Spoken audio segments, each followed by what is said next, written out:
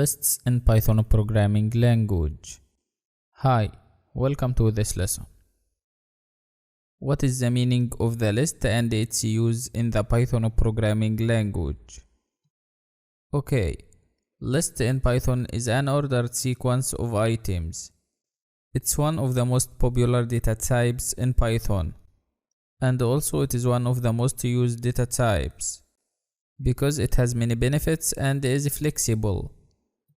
A list can contain many types of data, but it's preferable that all of them be of one type, such as a list of fruits, a list of numbers, and so on, according to the purpose of their use. But in this lesson we will create a list of different types of data, and this is just for illustration, to make everything clear to understand. Let's create a list with more than one type of data, and we will also use the type function to know which class the list belongs to.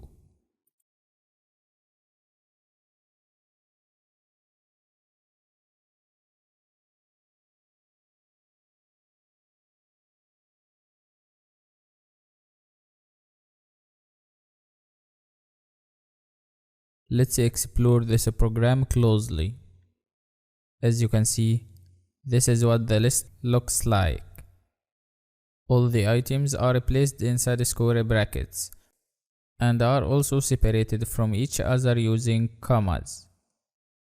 And also we note that this list contains 3 items. The first one is integer 2, the second one is float 3.7, the third one is string data type hi inside single quotes, or you can use double quotes instead.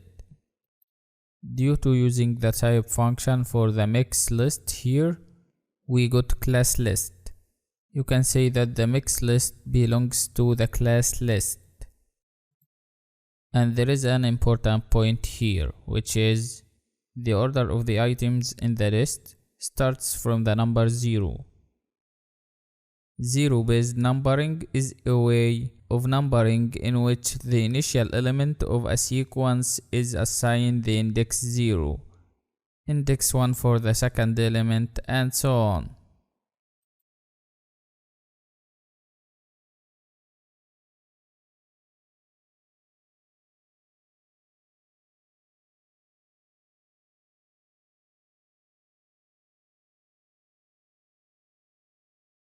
As you can see here, we put the index number inside the square brackets directly after the list name to access the value in this index. The first item of the mixed list 2 has index 0. The second item 3.7 has index 1, and the third item has index 2, which is the high string. Also, you can use the slicing operator or the square brackets to extract or access a range of items from a list.